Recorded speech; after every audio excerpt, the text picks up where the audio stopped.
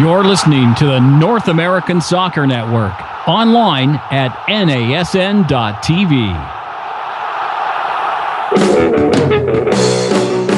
This is John Strong. You're listening to Soccer Made in Portland. Welcome Timbers owner and president, Merritt Paulson. This might take away your Merritt Paulson tweets segment. No, we already did the Merritt Paulson Twitter update just to make sure we got it in. Garth Lagerway, Real Salt Lake general manager. Thanks, guys. Appreciate you having me on. An interview that we did with Kenny Cooper. Thanks so much. Appreciate you guys. Thanks for the kind words. Jim Rylett, he is the Timbers U23 coach. For whatever reason, you have Kelly there because he's really not very good at what he does. Opinions, yes. Factual information, that remains to be seen. That's never stopped us before. Good Friday afternoon, everybody, and welcome to Soccer Made in Portland here on NASN Soccer. This is Michael Orr speaking. Kelly McLean is here as well. We've obviously both chosen, since we're on video today on YouTube, we're happy to say, we've obviously both chosen to wear our away reds since we know that Vancouver only wears blue at home. So we had to just kind of get in the right, mindset, get in the right outfit so that we are adequately prepared for an away game at Vancouver. Yeah, we coordinated the red. Yeah, well, we just had to listen to Merritt Paulson and what he has to say about kit choices. And hey, the Timbers wear red on the road, Vancouver wears blue at home. It's all perfect. And there you go. It's easy. And speaking of Merritt, did you watch the little video where he was making the comments throughout while they were playing? I watched about a minute and a half of it. And he was mildly amusing. I'll give him that. I chuckled a couple of times. It was mildly amusing, but I needed more voices. It was insufferable to me. I had to turn it off. He was making the same kind of bad jokes through the whole time. And some of it was funny, but I just needed there to be sort of a context to other people. Occasionally you'd hear something from Porter, like he said, the best thing he referred to Amos McGee as Chesty McGee, which anybody who knows, Amos's famous US Open Cup goal for Chicago back in like 98 or 99 or something, he very famously literally chested a ball into the goal for a game winner in a tournament. I believe one that the Fire ended up winning the Open Cup that year. So anyway, there were a few nice little things like that. But yeah, I got over Merritt real fast on that kind of stuff. But it was a nice idea. I liked the concept, and it was kind of interesting to see some of the guys, former players, in particular Gavin and Amos and guys like that, wearing the modern Timbers kits. It's not something we see very often. Usually they're in suits or tracksuits, one or the other. So it's kind of nice to see that. Today is October 4th, and so that means on this day in Timbers history, 4 years ago, we talked about it on Tuesday if you were with us. If you were listening then, if you were watching then, you have some sort of special camera, which we probably don't want to get into that. We talked about the first game, the first leg of the Vancouver-Portland playoff series in 2009, which the Timbers dropped at Swangard 2-1. Well, today, October 4th, 2009, 4 years ago today, the Timbers ended up drawing Vancouver 3-3 in the second leg. As I mentioned on Tuesday, and anybody who was there or watched it remembers that really one of the most bizarre and entertaining and intense games. I mean, Vancouver went up 3-1 on aggregate inside of 5 minutes, and then Brian Farber scored twice before halftime to bring the Timbers back to only within one, and then Vancouver scored again, and then Alex Nemo scored at the end with about 10 minutes left, and there was sort of a 10-minute period there at the end where the Timbers, all they needed was a goal, or maybe they needed two because of away goals or whatever it was, but it was kind of a furious finish and just, kind of a fun, entertaining game despite the way that ended the season on October 4th, 2009. So you've been at training a little bit this week. Obviously, one of the reasons with the day in history is because Vancouver is the opponent this weekend, everybody knows. And so you were at training this week ahead of that game that's coming up on Sunday. So what did you see? What did you hear? And what's an update on sort of the few remaining guys who are still out with injury? Yeah, I mean, guys are coming back, and there's, some long-term injury guys still out, but Piccione and Horst, I think people may know by now that they're back to full training, especially in the case of Horst. It's going to take a while before he's, sort of game fit and match sharp, actually getting to the point where he can play in a game. So I don't know when we'll see Horst, but Piccione has got to be close to at least being, considered for the 18 and a guy that could, conceivably contribute some minutes again.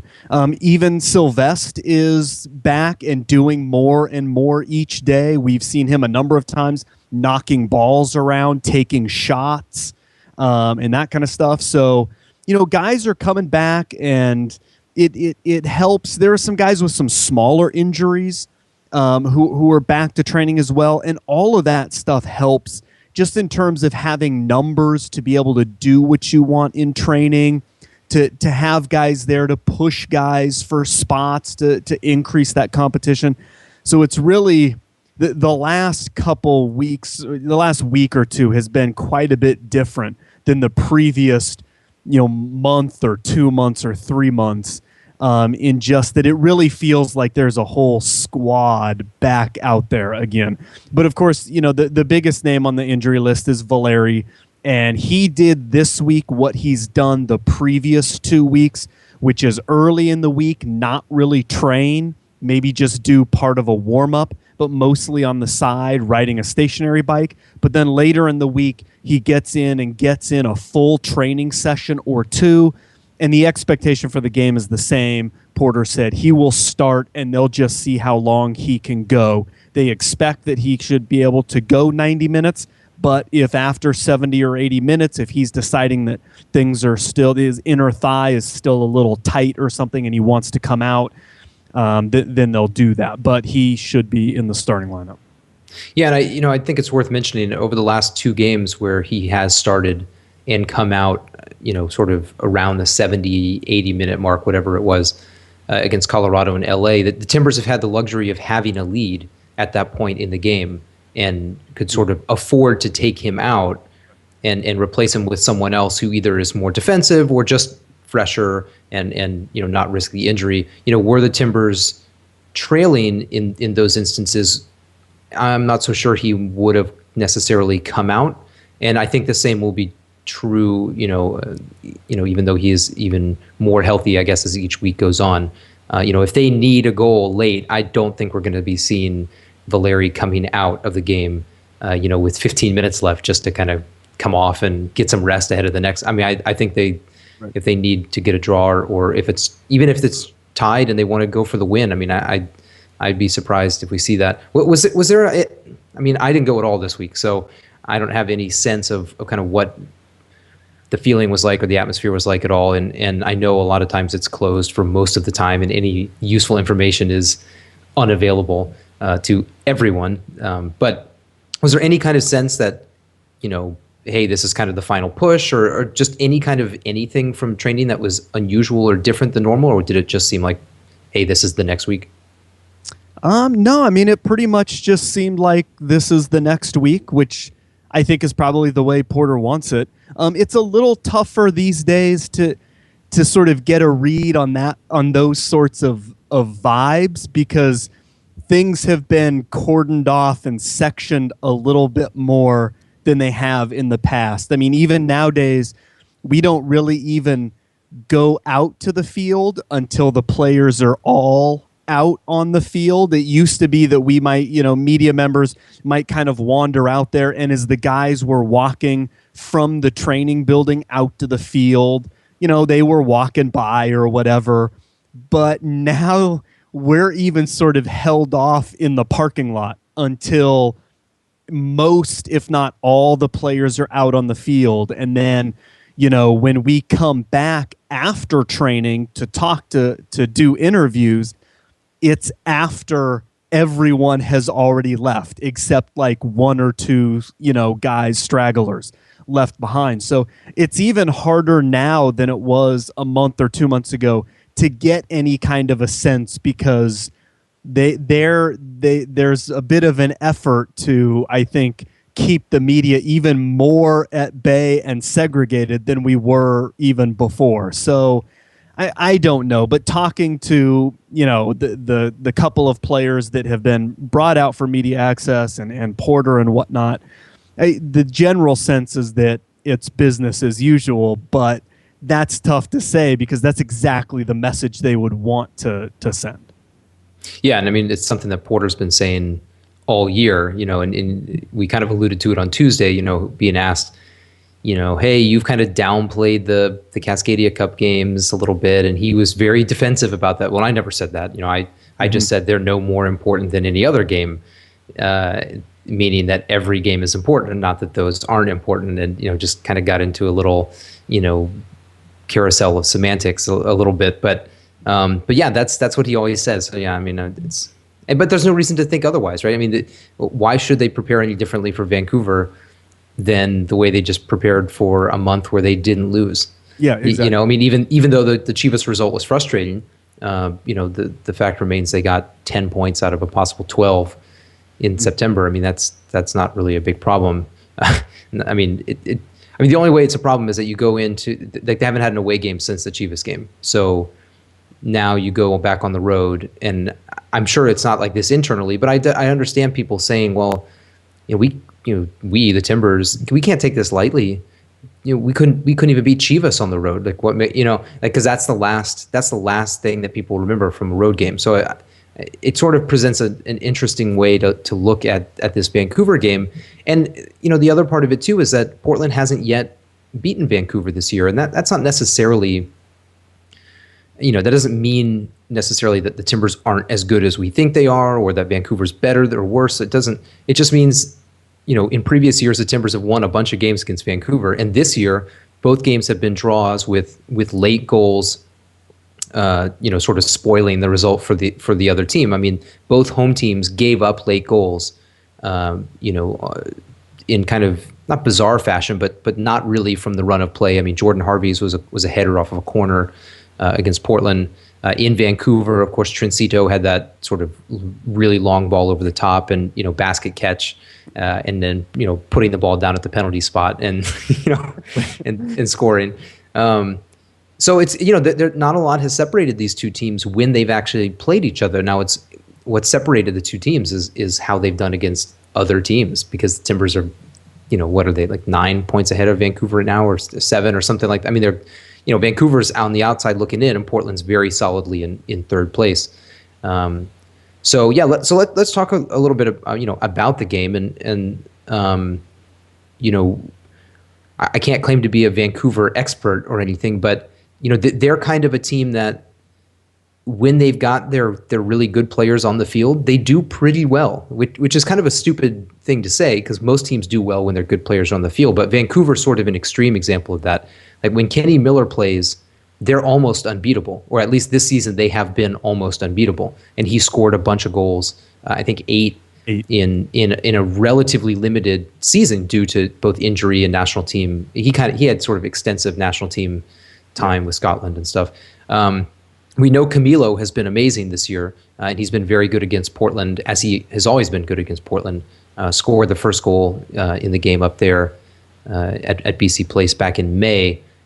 When the two of those guys are on the field together, they're really good and really hard to stop. And those two guys play very differently. So you can't sort of just prepare for, we just have to worry about speed, or, we just have to worry about, back to goal and quick turn and shoot. I mean, they bring a lot to the table. So let's kind of spend a second on that. And we've seen the Timbers change defenders, feeling pretty good, I think, about Footy and Caw playing together.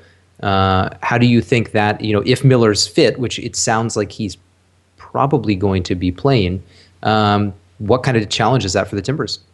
Well, I think one thing you got to keep in mind is that the Timbers haven't played against Miller.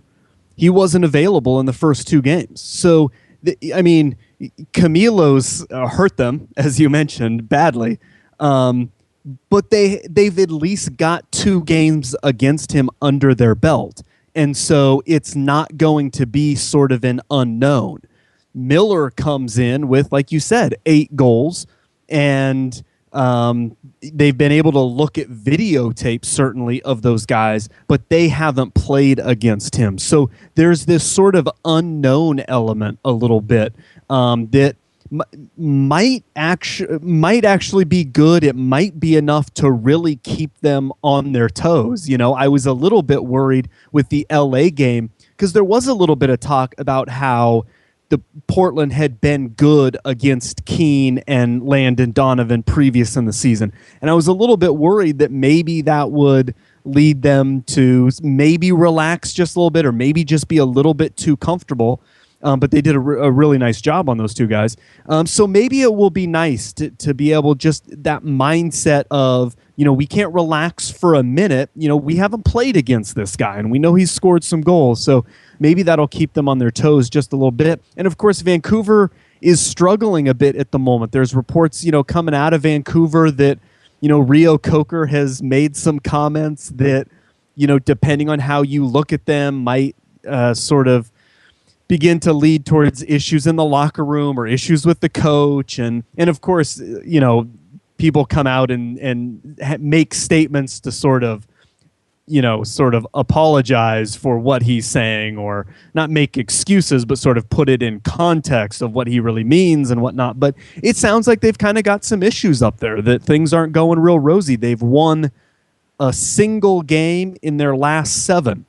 So, I mean, they're struggling a little bit. They're not really in good form.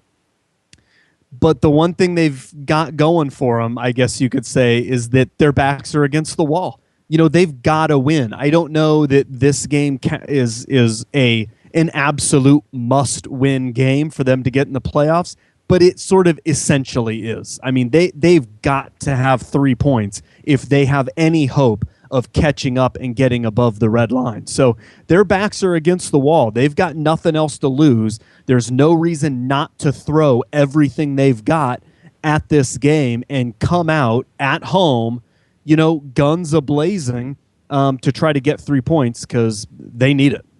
Yeah, I mean, they could end up 7 points out of 5th place if results go certain. I mean, if Colorado or LA win and Vancouver doesn't win, I mean, that's the end of the year, basically. I mean, there are other points available, but they've got, like the Timbers, they've got a Seattle game left, I think, and it's not easy for anyone going down the stretch in the Western Conference. And I mean, honestly, the Timbers, as we've discussed, kind of have the easiest road of anybody. And comparing, when you say that you've got to play Seattle and Salt Lake, after Vancouver, and that's one of the easier ways to go.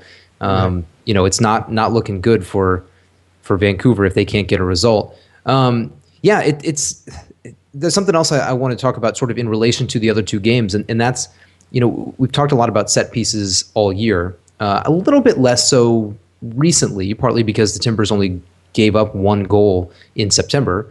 And that was that goal down at Chivas.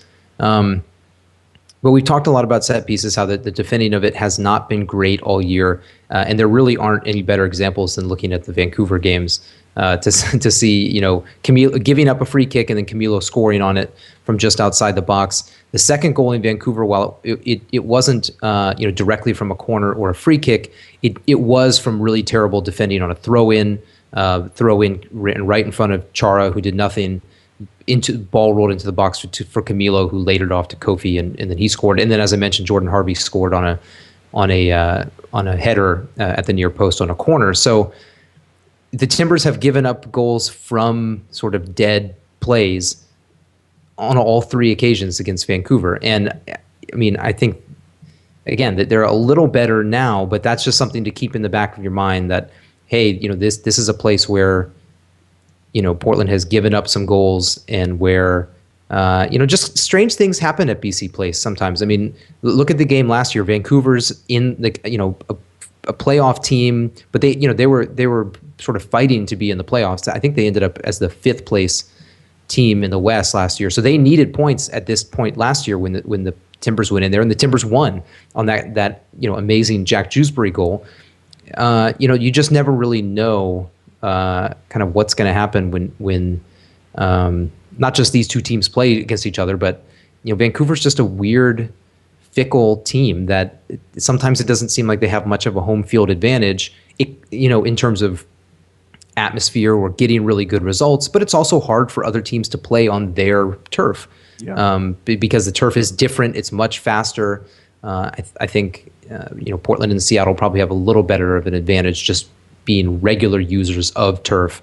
It's not quite as much of a change, but it's an interesting one for Portland. And I mean, from their kind of setup and lineup perspective, I mean, we're sort of anticipating that nothing's going to be different, right? I mean, that not only have they surely prepared all week. I mean, of course, they're going to prepare specifically for what Vancouver does, and particularly their attacking players in terms of how the Timbers are going to sort of deal with that. But in general, I mean, what would you change? Why would you change anything at this point when you've just beaten Colorado and LA back to back? You had a 4-0. I mean, they've had some really nice results in the last month. I mean, why he's not going to change anything, right?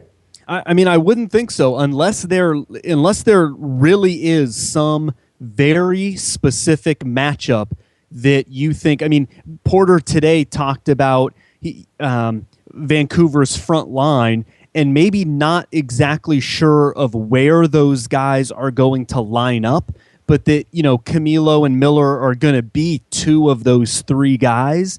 But they may not know exactly where they're going to be unless you feel, for some reason that you're anticipating a certain setup and that maybe, Jean-Baptiste is a better choice over Footy or something because of this or that, or, maybe, Ryan Johnson is a better matchup because of this or this.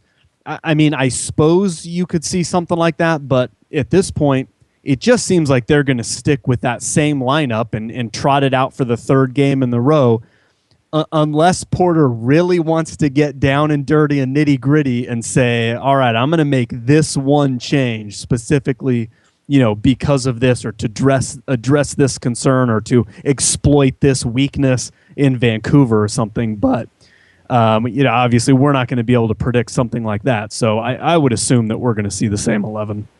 Yeah, and I think, if you look at the first half against LA last week, and I know a lot of it had to do with circumstances, with the weather and the Galaxy being good and the Timbers just not playing very well. I mean, that's not, you're not going to get a half that bad that often, and you can put someone out there, and I guess what I'm talking about now is at forward. You can put a Rudy out there, and if you feel like the half is horrible, and he's been bad as well, because I think, last week I think Porter would say, yeah, the first half wasn't that great, but Rudy was pretty good. That he was putting, doing what he's supposed to do, putting a lot of pressure high up the field on the goalkeeper, on the defenders, working with what limited opportunities he got with the ball. But if he goes out there and has a horrible half, I mean, it's unlikely the Timbers are going to everyone else be horrible like they were last week. You can take him out. You can put Johnson in for the whole second half, or give him a couple more minutes. I mean, if you look at I know Rudy went a little bit longer against LA than he did against Colorado, but you leave him out there for the first 10, 12 minutes of the second half, see what he does. If he does nothing, take him off at 60. Well, guess what? Last week he scored in 8 minutes after halftime, or 7 minutes after, whatever it was. And so it kind of rewards leaving him out there on the field. And that's kind of why I think he'll end up starting again, is just giving him another chance. I mean, they know what Ryan Johnson can do.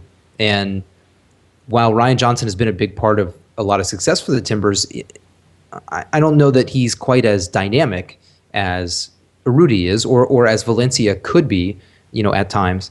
I really feel like, we'll see Rudy, and if it's bad, which I don't know why it would be terrible, but if it is terrible for some reason, so you get Ryan Johnson out there for half an hour, things settle down, you slow things down a little bit, you work through your offense, and you figure out a way to get a goal towards the end of the game. I mean, I think I know we talked a little bit about this on Tuesday, but I think we're really sort of entering the manage the game part of the season from Porter's perspective, much more so than what we were seeing earlier in the year. That it's a lot, like it's not just with 7 minutes left and a lead, we'll manage this game and see it out. I think we're seeing some manage the game stuff for the whole game And if that means it's a bunch of 1-0s instead of a bunch of 3-1s or 3-2s, I think Porter's fine with that at this point in the year. And when the results matter and you're trying to get in the playoffs and trying to prevent other teams from knocking you out of the playoffs,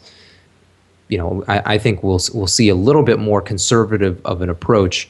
But I don't necessarily think that need to include Ryan Johnson in the starting lineup.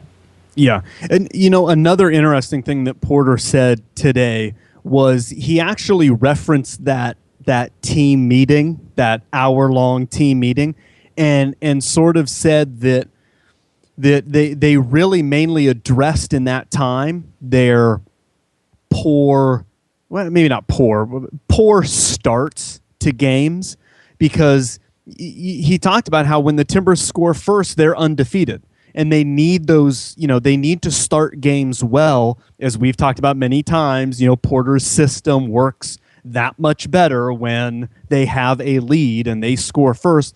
And so Porter mentioned that again, and he said that they made, I should go back and listen, but I'm pretty sure he said they made some tactical adjustments to the way they have started games recently.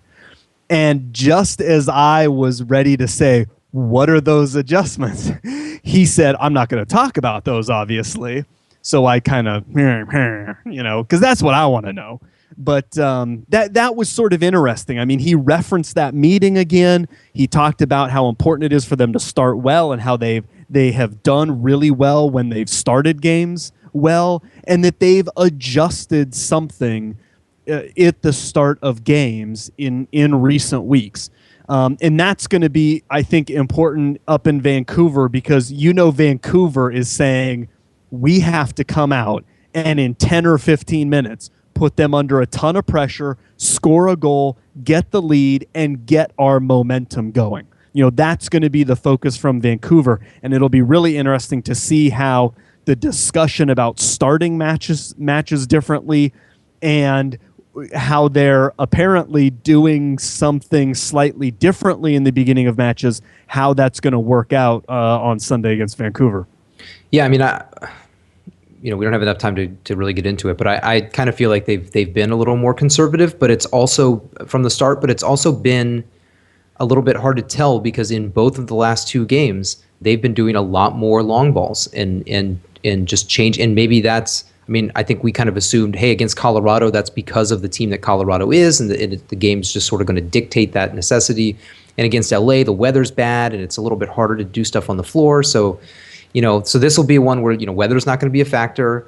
It's not a particularly, brutish, overly physical team. It's a good team with some good players in key spots, but certainly not physical like Colorado. And we'll have to see if maybe that's a little bit of it, just to get the ball in the air and not allow other teams to kind of work them around. And, you push that pressure too far up, you can get beat out, kind of in behind fairly easily. And, maybe if you keep it off the ground a little bit more, you reduce those chances early in the game. And I don't know. I have no idea if that's what he's done or not, but they've certainly done that in each of the last two games, but there have been circumstances. So we'll have to see if that carries over. Real quick predictions.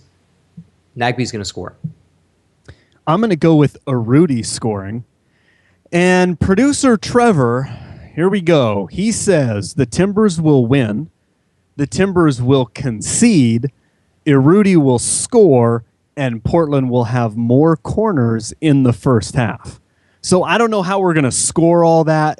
We'll just have to do a wait and see, and probably just give them a 0, whatever happens. Yeah, almost assuredly so. We'll come back and join us. We'll be back live on Tuesday morning at 9 a.m. Pacific here on NASN Soccer, NASN.TV, and on YouTube, as mentioned at the top. We will talk all about what happened in this game that's coming up on Sunday at 5 at BC Place, and then we'll start looking a little bit ahead towards the final Seattle regular season match, which will be the following weekend. So join us then. But until then, this is Michael. And this is Kelly. Today's show has been brought to you by the number 6. We'll see you next week. Speak to you then.